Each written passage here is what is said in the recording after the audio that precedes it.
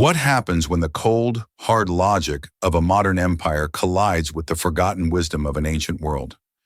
What happens when a man who has everything is confronted by a woman who has nothing but a truth he refuses to hear? In the heart of New York City, a 23-year-old waitress named Alara Vance is about to find out. For her, every day is a delicate balance of paying bills and preserving the flickering memories of the man who raised her. For Julian Sterling, the 40-year-old titan of Sterling Industries, the world is a chessboard, and he has never lost a game. One rain-slicked evening, in a restaurant draped in velvet and silence, their worlds don't just collide, they detonate. An old handwritten letter becomes a weapon of humiliation, burned to ash by the flame of a billionaire's arrogance. But this isn't just a story of cruelty and despair. It is the story of what happened the next morning, when that same billionaire, haunted by a ghost from his past, unlocked his late mother's private diary and found the exact same cryptic words that he had set ablaze just hours before. The discovery would not just unravel a mystery, but threaten to bring his entire empire crashing to the ground. Alara Vance moved through the hushed opulence of Aurelia with a practiced invisibility. The restaurant, perched on the 60th floor of a midtown skyscraper, was a cathedral of wealth, where the clinking of cutlery was a form of prayer, and the prices on the menu were articles of faith. For 4 years, this had been her stage. She played her part flawlessly, the deferential smile, the intuitive refill of a water glass, the quiet clearing of a finished plate. She was a ghost in a crisp white apron, and that was exactly how the clientele preferred it. At 23, Alara was an anachronism. While her peers were chasing degrees or documenting their lives on social media, she was immersed in a world of brittle pages and fading ink. Her life was a small, rent-controlled apartment in Queens, shared with her grandfather, Arthur Vance. He had been a celebrated classics professor at Columbia, a man whose mind was a sprawling library of ancient Greek, Latin, and forgotten mythologies. Now that library was burning. Alzheimer's was the cruel, slow-acting arsonist, and Alara was the lone firefighter, desperately trying to save what she could from the flames. His care was a crushing financial weight. The specialized clinics, the medications, the home health aides she could barely afford. It all depended on the exorbitant tips she earned serving truffle-dusted delicacies to people for whom money was an abstract concept. Every dollar was a sandbag against a rising tide of debt and despair. Alara, Table 7 needs their check, the manager, a perpetually stressed man named Dimitri, hissed as she passed the service station. On it, she murmured, her eyes scanning the room. And then she saw him. He was at the best table, the corner booth with the panoramic view of the glittering city. Julian Sterling. His face was unmistakable, a study in sharp angles and cold authority, regularly featured on the covers of Forbes and the Wall Street Journal. He was the CEO of Sterling Industries, a global conglomerate with its fingers in everything from advanced aerospace to biotechnology. He was a predator in a bespoke suit, and with him were 2 other men, their faces a mixture of deference and ambition.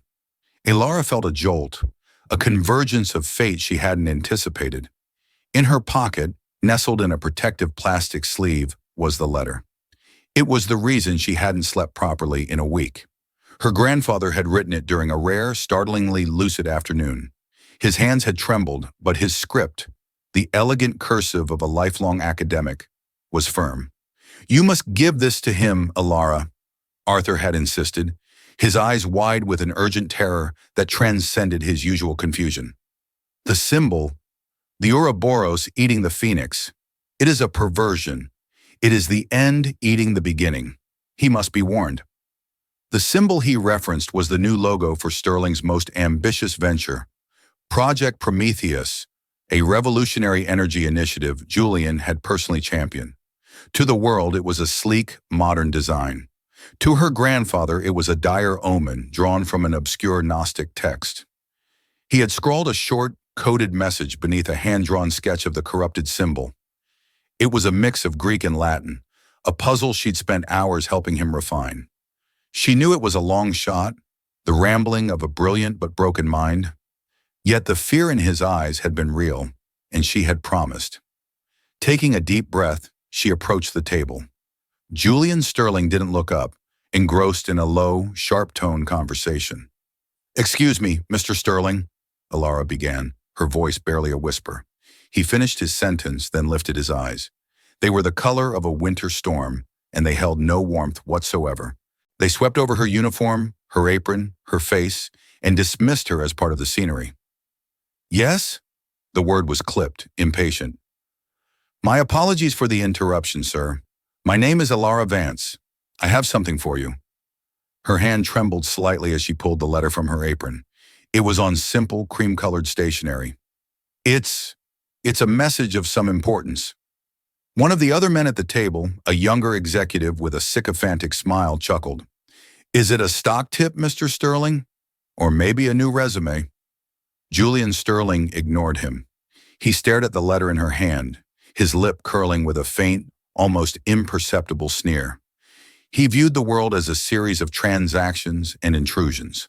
Unsolicited letters from waitresses fell squarely into the latter category. It was an annoyance, a disruption to his meticulously controlled environment. "I don't accept messages," he said, his voice dropping to a low, dismissive baritone. He turned his attention back to his companions. "As I was saying, the board's hesitation is a failure of vision, not a flaw in the data." Alara stood there, frozen in a bubble of mortification. The other diners were beginning to notice. Dmitri was watching from across the room, his face pale with anxiety. She should have just walked away, but she thought of her grandfather's terrified eyes, the weight of her promise. "Sir, please," she said, her voice a little stronger this time. "It will only take a moment of your time to read. It concerns Project Prometheus." The mention of the project made him pause. His gaze snapped back to her, colder this time, laced with suspicion. How did a waitress know about the internal code name of his flagship project? "Give it to me," he commanded, extending a hand not in curiosity, but in demand. Relieved, Alara placed the letter in his perfectly manicured hand. For a second, she thought she had succeeded. He would read it, perhaps dismiss it, but her promise would be fulfilled. Julian Sterling looked at the envelope. He saw her grandfather's shaky but elegant script. He didn't open it. Instead, with a look of theatrical contempt, he reached for the Sterling silver cigar lighter sitting on the table. With a flick of his thumb, a small, precise jet of flame erupted. "Let me show you what I do with unsolicited advice from unqualified sources," he said, his voice carrying just enough to be heard by the surrounding tables. He touched the flame to the corner of the envelope. A collective gasp rippled through the nearby diners. The paper caught instantly, curling into a black, fragile sculpture of ash. He held it for a moment, letting the flame consume it, his cold eyes locked on Alara's. He wanted her to watch. He wanted her to understand her own insignificance. The fire reflected in her wide, horrified eyes. The heat from the small pyre felt like a slap. She could see the coded Greek letters, her grandfather's careful work, turning to smoke and disappearing forever. It was more than just a letter. It was a piece of her grandfather, a moment of his fleeting clarity, and this man was destroying it for sport. He held the burning letter until the last possible second, then dropped the smoldering remains into a crystal ashtray on the table, where it crumbled into nothing. The silence that followed was absolute. It was thick with the humiliation he had so expertly orchestrated. Alara's professional mask, the one she had worn for years, shattered into 1,000 pieces. The shock gave way to a white-hot, righteous fury. She didn't shout. She didn't cry. Her voice, when she finally found it, was shaking, but laced with a steely dignity that caught him completely off guard. "Some men build empires," she said, her voice just loud enough for him to hear. "Others are just small enough to hide inside them." Without waiting for a reaction, she turned and walked away. She didn't see the smirk on the younger executive's face or the flicker of something unreadable, annoyance, surprise, in Julian Sterling's eyes. She didn't hear Dmitri rushing to the table, stammering apologies for her behavior. She was already in the staff locker room, her heart pounding a furious rhythm against her ribs. She was fired before she even reached the employee exit. Dmitri was apologetic but firm. "Mr. Sterling is one of our most important patrons. You understand, I have to let you go." She understood perfectly. In his world, she was less than nothing, an insect to be swatted away and forgotten. As she rode the subway back to Queens, the city lights blurring past the grimy window, she felt the full weight of her failure. She had broken her promise, lost her job, and endangered her grandfather's future, all for nothing. The ashes in that crystal ashtray were the funeral pyre of her last hope. Julian Sterling returned to his penthouse, a triplex monolith of glass and steel overlooking Central Park, feeling a familiar sense of dissatisfaction. The deal he'd been discussing had been monumental, the sycophants sufficiently impressed, the meal exquisitely prepared. Yet his mind kept replaying the scene at the restaurant. It wasn't the waitress's letter that bothered him. It was her final words, small enough to hide inside them. The sheer audacity of it was galling. No one spoke to him that way, and her eyes. They hadn't been filled with the tears or fear he expected. They had been filled with fire, with a contempt that mirrored his own. It was like looking into a distorted reflection, and it was unsettling. He poured himself a glass of 30-year-old Macallan and walked into his late mother's study. It was the one room in the sprawling apartment that he had left untouched since her death 5 years prior. Eleanor Sterling had been the heart of his world, a woman of quiet grace, intellect, and profound empathy. She was a philanthropist, a patron of the arts, and an amateur classicist herself. Her death from a sudden illness had hollowed something out in him, hardening him, leaving only the relentless logic of business and acquisition. He came here when the world felt disordered, seeking the silent comfort of her presence. The room was lined with mahogany shelves filled with her books, poetry, philosophy, and leather-bound editions of Ovid and Plato. On her large ornate desk sat her collection of antique pens and a silver-framed photograph of a younger Julian, smiling beside her. He ran a hand over the smooth, worn leather of her favorite armchair. He had idolized her, had built his empire to honor her legacy, to create something so vast and powerful it would make her name immortal. Driven by an impulse he didn't understand, he found himself kneeling before a small, locked rosewood chest where she kept her most personal effects. He had the key on his own keychain, a tiny, ornate silver key he'd never used. Tonight he did. Inside, nestled amongst dried flowers and old photographs, were her diaries. They were simple, cloth-bound journals, dozens of them, chronicling decades of her life. He picked one at random from the year before she died. Her script was a familiar, elegant dance across the page. He flipped through entries about gallery openings, charity board meetings, and her concerns over his own growing obsession with work. Then he stopped. His blood ran cold. On a page dated almost exactly 1 year ago, written in her familiar blue ink, was a sketch. It was an Ouroboros, the snake eating its own tail, but with a horrifying addition. Inside the circle of the snake was a phoenix, its wings outstretched, being consumed along with the serpent's body. It was the exact symbol his marketing team had designed for Project Prometheus, the symbol her grandfather had called a perversion. Julian's breath hitched. It had to be a coincidence, a bizarre, impossible coincidence. But then he read the words she had written beneath it, a short, frantic-looking passage, a mixture of Greek and Latin. Fovume tinevrintu iumu, caveat emptor, finis initiat. His own knowledge of the classics was rudimentary, a product of a prep school education he'd long forgotten. But he recognized one word instantly. Hybris. Hubris, the fatal flaw of tragic heroes. I fear my son's hubris. The Latin was simpler. Let the buyer beware. The end begins. But it was the line above it, a longer, more complex string of characters, that made the whiskey glass tremble in his hand. He didn't understand it, but he recognized the cadence, the shape of the words. It was the same coded message. He was certain of it. The same cryptic warning from the waitress's letter, now staring up at him from his dead mother's diary. The penthouse, usually a bastion of his power and control, suddenly felt like a tomb, filled with secrets he couldn't comprehend. The burned letter was no longer an act of dominance, but an act of profound, irreversible ignorance. He hadn't just silenced a waitress, he had silenced his own mother's ghost. What in God's name had she been trying to tell him? And how could a down-on-her-luck waitress from Queens possibly hold the other half of the key? The following morning, Julian Sterling did not go to his office. He sat in his mother's study, the open diary on the desk before him, a team of the world's most expensive private investigators on a conference call. "I want everything on her," he commanded, his voice raw. "Ilara Vance and her grandfather, Arthur Vance. I want to know where they were born, what they ate for breakfast, and every book they have ever checked out of a library.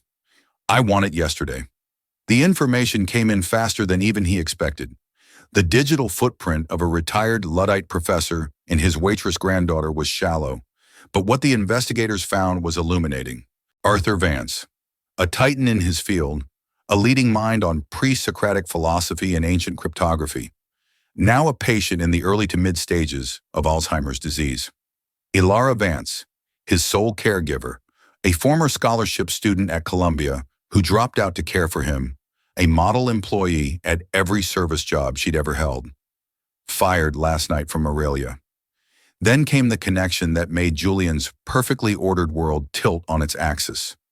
25 years ago, Arthur Vance had been a guest lecturer at a symposium on ancient ethics in business, a philanthropic event sponsored by Sterling Industries. The event's organizer and keynote speaker had been Eleanor Sterling. It wasn't a random connection. It was a thread, thin but strong, stretching back decades. His mother and this old man had moved in the same intellectual circles.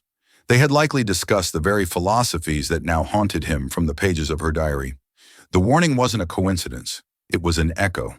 While Julian was excavating the past, his uncle, Marcus Thorne, was dealing with the present. Marcus, his mother's younger brother, sat on the board of Sterling Industries. He was a portly, kind-eyed man who favored tweed jackets over tailored suits and believed in stakeholders, not just shareholders. He was the company's conscience, a role Julian found both irritating and occasionally necessary. "I got a call from Dimitri at Aurelia," Marcus said, walking into the study unannounced. He was one of the few people who could. He was practically weeping with apology, said there was an incident with you and one of his staff. Julian didn't look up from the file on his screen. It was handled. "By having a young woman fired for handing you a note?" "Julian, what is wrong with you? That's not just arrogant, it's cruel. It's what your father would have done." The comparison to his father, a ruthless, emotionally barren man whom Eleanor had divorced when Julian was a boy, was the deepest cut Marcus could deliver. Julian's jaw tightened. "It was more complicated than that," Julian said, his voice strained. He never showed weakness, never explained himself. But this was different. This was his mother. Hesitantly, he turned the screen of his laptop towards Marcus, showing him the side-by-side images, a photograph of the diary page and the investigator's recreation of the symbol. Marcus stared, his jovial expression melting away. He, too, had a classical education, a passion he had shared with his sister. "Eleanor's diary," he whispered, recognizing her handwriting. "Good Lord, the Ouroboros and the Phoenix. That's from the Gnostic texts on the Archons, the false creators who consume all light and potential." She was obsessed with that passage towards the end. She said it was a metaphor for unchecked corporate greed. He looked at Julian, his eyes filled with a new understanding. "The waitress, she brought you this? From her grandfather?" "Arthur Vance," Julian confirmed. "They knew each other. She brought me a warning, and I burned it." The admission tasted like acid. Marcus sank into the armchair opposite the desk, a slow, sad smile gracing his lips. "Oh, Ellie," he murmured, speaking to his sister's ghost, "always sending messages from beyond the veil. She never did trust your ambition, Julian. She admired your drive, but she feared it would consume you. She believed you were building an empire on a foundation of hubris, and that it would inevitably collapse." The word hit Julian like a physical blow. Hubris, the same word from the diary. "What do I do, Marcus?" It was the first time in 20 years he had asked his uncle for advice. Marcus leaned forward, his expression serious. "First, you make amends. Not with a check, Julian. That's your usual clumsy way of fixing things. You have to do it with humility. Second, you listen. For the first time in your life, you need to stop talking and actually listen to what this girl and her grandfather were trying to tell you. Because I suspect your mother was trying to tell you the very same thing. Ilara spent the day in a fog of anxiety, making call after call to employment agencies, her meager savings account looming in her mind like a guillotine. Her grandfather was having a bad day, lost in the labyrinth of his own mind, calling for his wife who had been dead for a decade. The weight of the world was on her shoulders. When the knock came at her apartment door late that afternoon, she expected it to be the home health aide. Instead, when she opened it, she found two men standing in the dimly lit hallway of her building. One was older, with a kind, worried face. The other was Julian Sterling. Seeing him there, stripped of his fine dining armor, looking utterly out of place against the peeling paint of the hallway, was so surreal she felt a wave of dizziness. Her first instinct was to slam the door in his face. Fury, cold and pure, surged through her. "What do you want?" she demanded, her voice trembling. "Have you come to burn down my apartment too?" Julian flinched, the verbal jab landing with precision. Marcus put a gentle hand on his nephew's arm before stepping forward. "Miss Vance, my name is Marcus Thorne. I am Julian's uncle, and my sister was Eleanor Sterling." His voice was calm, respectful. "We are not here to cause you any more distress. We are here because we believe you, and we need your help." Ilara stared at them, her mind reeling. "Help? With what?" "I tried to help. Your nephew turned my grandfather's words to ash." It was Julian who spoke then, his voice stripped of its usual arrogance. It was quiet, strained, and deeply uncomfortable. "I know it was an act of unforgivable arrogance. I was wrong." The words sounded foreign on his tongue, as if he were speaking a language he had never learned. "Your grandfather and my mother, they were trying to warn me about the same thing. I have her diary. It has the same symbol, the same message." He reached into his coat and pulled out not a checkbook, but a high-resolution photograph of the diary page. He held it out to her. Ilara took it, her eyes scanning the familiar handwriting, the sketch, the coded Greek. It was real. This impossible, insane thing was real. Her grandfather wasn't just rambling. He had seen something true, a pattern that Eleanor Sterling had also recognized. A wave of vindication washed over her, so powerful it almost brought her to her knees. She looked up from the photo, her eyes locking with Julian's. The fire was still there, but now it was tempered with a dawning curiosity. "What does it mean?" she asked, her voice a whisper. Julian shook his head. "That's why I'm here. I don't know, but you do, or rather your grandfather does. Miss Vance, Ilara, I'm not asking for your forgiveness. I haven't earned it. I am asking for your expertise. I want to hire you and your grandfather as consultants for Sterling Industries." "A consultant?" Ilara laughed, a sharp, bitter sound. "My grandfather has Alzheimer's. I'm an unemployed waitress. What could we possibly offer you?" "A perspective I have clearly lost," Julian said, his gaze unflinching. "A way of seeing the world based on wisdom, not just data points. I will pay you 5 times your annual salary from the restaurant. I will arrange for your grandfather to be admitted to the finest neurological care facility in the country, the Blackwood Clinic, under the care of Dr. Alistair Finch. All his expenses covered. All I ask in return is that you work with me to understand what this warning means." He paused, his expression hardening with a pragmatism she recognized. "My mother believed my company, my life's work, is in danger. I need to know if she was right." The offer hung in the air between them, shimmering with impossibility. It was a lifeline. It was everything she had ever dreamed of for her grandfather, a world free from financial terror. But it meant working with the man who had humiliated her, a man she despised. From inside the apartment, a frail voice called out, "Ilara, is that you, my dear? I was just reading about the fall of Icarus. He flew too close to the sun, you know. He always does." Ilara closed her eyes. Her grandfather, in his fog, had just given her the answer. Project Prometheus, the symbol of the phoenix, the myth of Icarus. It was all connected. This wasn't just about a cryptic message anymore. It was about a legacy, her grandfather's, and the one Julian Sterling was so terrified of destroying. She looked at Julian, the cold titan of industry, who now looked less like an emperor and more like a lost son haunted by his mother's ghost. "All right, Mr. Sterling," she said, her voice steady and clear. "You have a deal, but let's get one thing straight. I'm not doing this for you. I'm doing it for him." She nodded back towards the apartment. "And for her." The alliance was as strange as the circumstances that forged it.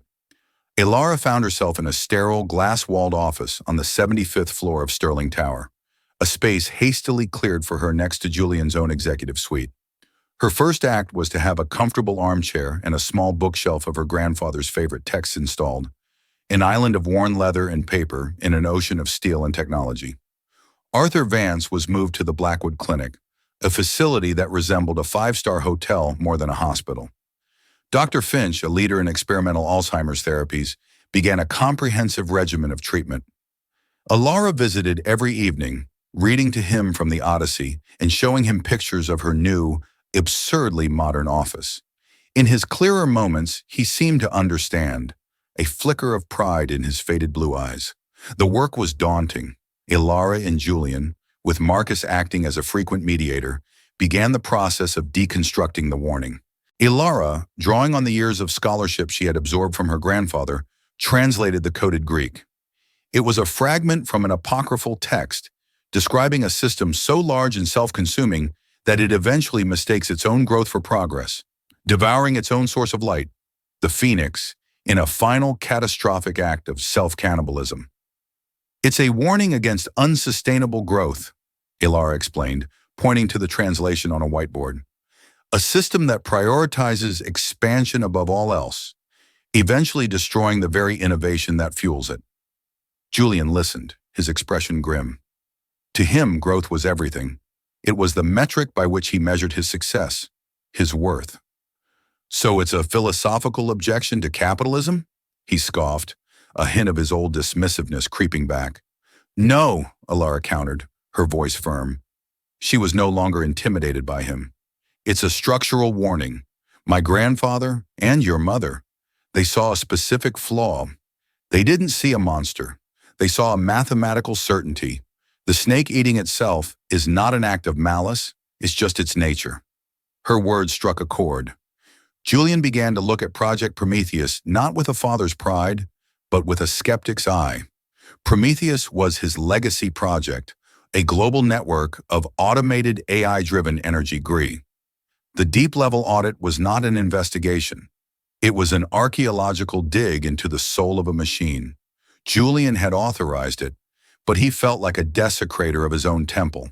He had built Project Prometheus on a singular, unwavering faith, that progress was a vertical line, that growth was a moral imperative, and that any system, if sufficiently capitalized and ruthlessly optimized, could achieve a state of perpetual acceleration.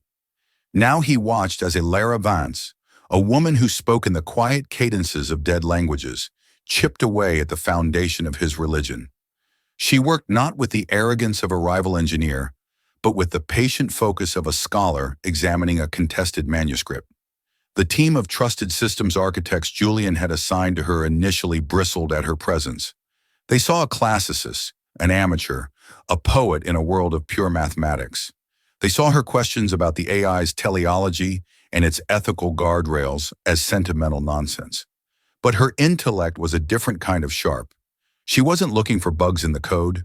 She was looking for fallacies in its foundational logic. "It's not designed to win," she explained to Julian one night. The city lights of Manhattan, a sprawling circuit board below them in the silent office. They were surrounded by whiteboards covered in her elegant script, a strange fusion of Greek axioms and algorithmic flowcharts. "It's designed never to stop. There is a profound difference. A game has an end. This system's primary directive is to ensure the game is infinite." Julian, his shirt sleeves rolled up, his tie loosened, felt a familiar surge of defensive pride. "Infinity is the goal, Ilara. Infinite energy, infinite growth, infinite reach. The ancient Greeks had a word for that," she replied, not looking up from a schematic on her screen. "Epeiron, the unlimited, the boundless," and they feared it. They believed it was synonymous with chaos. Order, cosmos, required limits, definitions, boundaries. You have built a machine that worships chaos, and you've asked it to bring order. Her words unsettled him more than any financial projection ever could. He had spent his life breaking limits, erasing boundaries. He saw them as weaknesses. She saw them as the very definition of strength. The head of the project, Corbin Hayes, was Julian's magnum opus of mentorship. Julian had found him as a 20-something prodigy at MIT, a whirlwind of disruptive energy and boundless confidence. He was everything Julian valued: faster, smarter, and utterly unsentimental.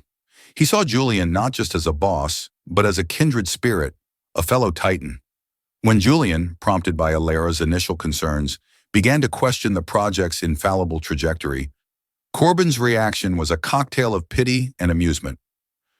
"Julian, with all due respect, you're letting the humanities department second-guess the laws of physics," Corbin had said, his smile radiating a confident charm that had always worked on Julian before. "This is an apex predator of a system. You don't ask a shark to consider the feelings of the fish. You just let it hunt. We're building a bigger ocean." But now Julian heard an echo in Corbin's words.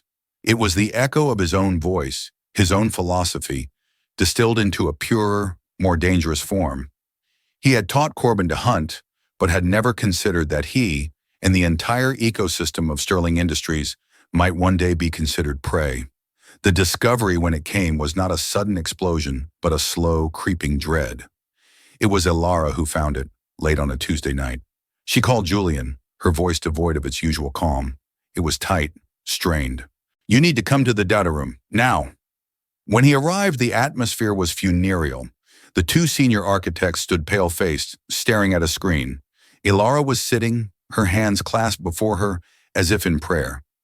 On the central monitor was a string of code, nested so deep within the AI's core architecture that it was practically vestigial. It was an elegant, parasitic masterpiece. She had nicknamed it Cerberus. It was a three-headed algorithm, a ghost in the machine. The first head was a monitor designed to detect specific market volatilities and systemic stresses that would precede a catastrophic failure. The very failures Alara had predicted. The second head was a siphon. Upon detection of those stresses, it would begin silently transferring the project's most stable, valuable assets and proprietary technologies into a decentralized network of untraceable offshore shell corporations. The third head was a trigger.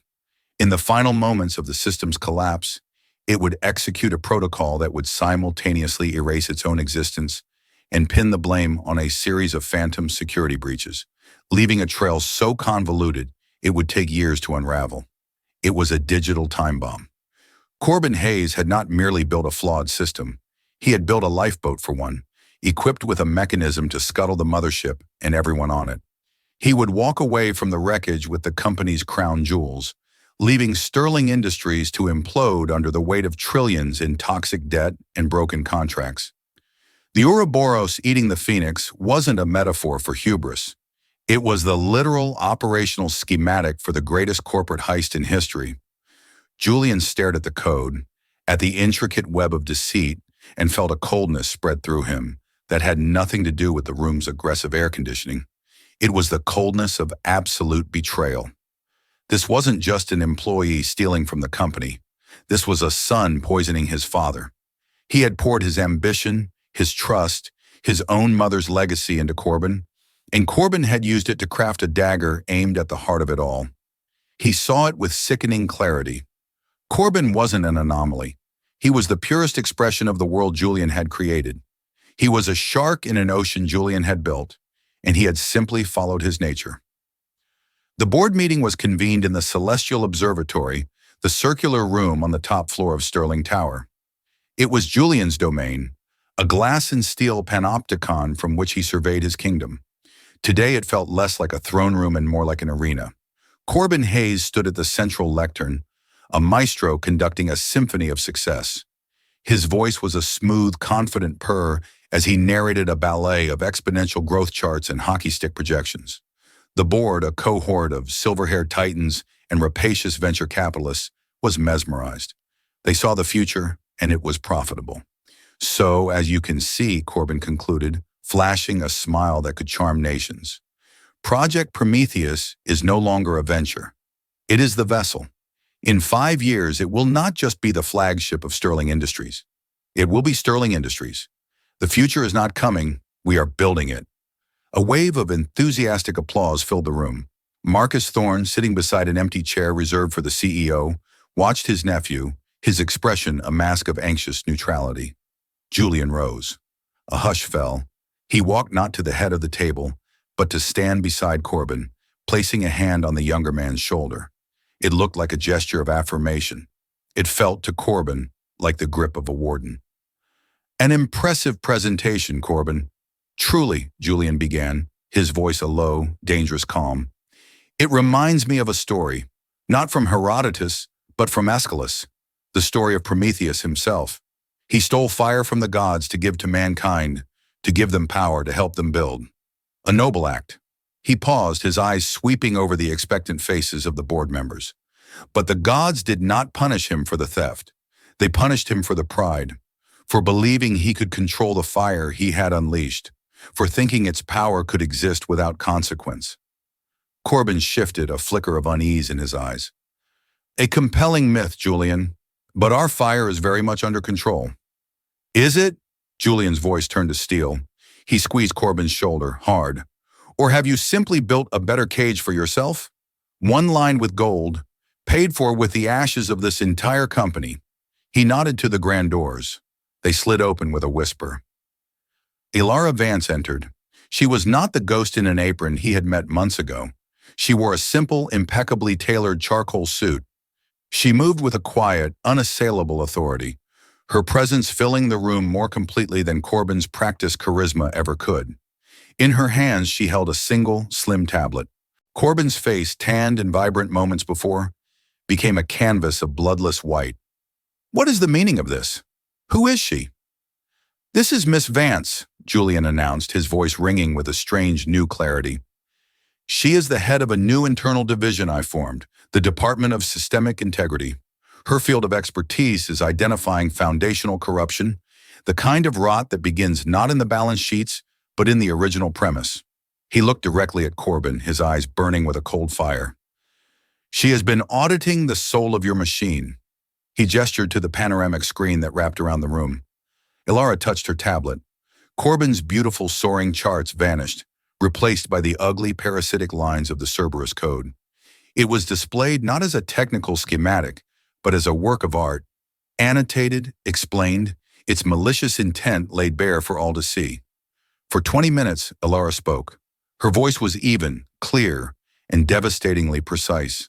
She did not raise it. She presented the evidence, the hidden simulations, the asset funnels, the kill switch algorithm, with the dispassionate finality of a historian recounting the fall of an empire. She explained not just what the code did, but the philosophy behind it, the sheer, breathtaking nihilism required to build such a thing. She anatomized Corbin's betrayal, layer by layer, until all that was left was the raw, undeniable truth. When she finished, the silence in the room was a physical weight. It was the silence of a tomb. The board members stared, their faces contorted with a mixture of incandescent rage and horrified disbelief. They looked from the damning evidence on the screen to the man who had, moments before, been their golden boy. Corbin sputtered, his charm shattering into 1,000 pathetic pieces. This is a fabrication, a conspiracy. She's a nobody. You'll believe this waitress over me? Julian finally let go of his shoulder and stepped back. He looked at Corbin not with the fury of a betrayed leader, but with a profound, almost sorrowful disgust. I do, Corbin, because she showed me a truth I refused to see, Julian said, his voice now resonating with a weary strength. I saw you as the future, as a better version of myself, and in a way, you are. You are the perfect logical conclusion of my own hubris. You are what happens when ambition is divorced from wisdom, when growth is unmoored from consequence. You are the snake I let into my own garden, and you have done exactly what a snake is meant to do. He turned to the stun board. Project Prometheus, as we know it, is finished. We are shutting it down, all of it. The cost will be catastrophic. Our stock will be worthless by morning. Our reputation will be in ruins. We will face years of litigation and public humiliation. He let the weight of those words settle. And it is entirely my fault. I flew too close to the sun. This is the price of the fall. Then he looked back at Corbin, his face a mask of judgment. Security will escort you to your office. You will collect nothing. My lawyers will find you. And I promise you, I will spend the next decade of my life ensuring you never build anything again. As the guards entered and took Corbin, now a trembling, broken man, by the arms, Julian's gaze found Alara's across the vast, silent room. She gave a single, slow nod. It was not a gesture of triumph. It was an acknowledgement of a terrible, necessary act. They had not just saved the company. They had performed a painful, radical surgery, cutting out a cancer that Julian himself had cultivated. The aftermath was a symphony of destruction. The fall of Project Prometheus was a global event, a supernova of collapsing stock prices and vaporized capital. Julian Sterling, the titan of industry, became a pariah. He was on the cover of every magazine, no longer as a visionary but as a fool, a modern-day Icarus plummeting to the sea. He faced a gauntlet of hearings, press conferences, and shareholder revolts. Through it all, he did not waver. He never once mentioned Corbin Hayes' betrayal to the public. He absorbed the full force of the failure himself. He stood before the world and confessed his own arrogance, his own blindness. He spoke of the warnings he had ignored, of the unsustainable philosophy upon which he had built his life's work. It was a brutal, public act of self-immolation, and it was the most courageous thing he had ever done. Guided by Alara and Marcus, he began the real work, not rebuilding, but reimagining. He established the Eleanor Sterling Foundation for Ethical Innovation, endowing it with a massive portion of his remaining personal fortune and giving it unprecedented power within the company. Alara was named its first president. Her department was given ultimate veto power over any new venture, a permanent, institutionalized voice of wisdom and restraint. She was no longer a consultant. She was the company's conscience enshrined in its very charter. Months later, on a crisp autumn afternoon, Julian drove Alara to the Blackwood Clinic. They found Arthur Vance in a sun-drenched garden overlooking the Hudson River, a tartan blanket over his knees. His eyes, often lost in a fog of confusion, were lucid today. They held the calm, piercing clarity of a scholar who had spent a lifetime looking at the world and seeing its underlying patterns. "Ah, Julian," Arthur said, his voice frail but firm. "I see the ship is still afloat. A smaller vessel now, I hear, but more seaworthy." Julian sat on the bench beside him. "We had to jettison the cargo to save the crew, Professor?" Arthur nodded, a faint smile playing on his lips. "My wife was a potter. When one of her favorite pieces would break, she would be heartbroken. But then she learned the art of kintsugi, the Japanese practice of repairing broken pottery with lacquer dusted with gold. She believed the piece was more beautiful for having been broken. The lines of repair became part of its history, a testament to its resilience." He looked from Julian to his granddaughter, his eyes full of a deep, abiding love. "You are not rebuilding what was lost, Mr. Sterling. You are practicing kintsugi. You are mending your empire with something more valuable than what was shattered: humility." Julian felt the truth of the old man's words settle deep within him. He hadn't lost an empire. He had lost an illusion. What he was building now was smaller, scarred, but it was real. Later, walking back to the car under a canopy of golden leaves, Alara paused. "That night in the restaurant," she said, her voice soft, "I told you that some men build empires, and others are just small enough to hide inside them." "I remember," Julian said, his gaze fixed on the horizon. "It was the truest thing anyone had said to me in 20 years. "I was wrong," she continued, and he turned to face her. "You weren't hiding. You were trapped. We all were. You were trapped in your mother's legacy. I was trapped by my grandfather's illness, and he was trapped in his own mind. The warning, it wasn't just about the company. It set us all free." In her eyes, he no longer saw the fire of righteous anger, but the quiet glow of a shared understanding. Theirs would never be a story of romance. It was something far more essential. They were two opposing forces that had found not conflict, but equilibrium. He was the engine. She was the rudder. He was the ambition. She was the wisdom. They were the keystone and the arch, each giving the other strength and purpose. The billionaire had not saved the waitress. The classicist had not tamed the titan. Instead, in the wreckage of a fallen dream, they found a truth that was older than stone and more vital than code. That the most enduring structures are not those that reach for the sun, but those that are built upon the humble, broken, and beautifully mended foundations of the human heart. And in that shared knowledge, they began the slow, deliberate work of building something that would last.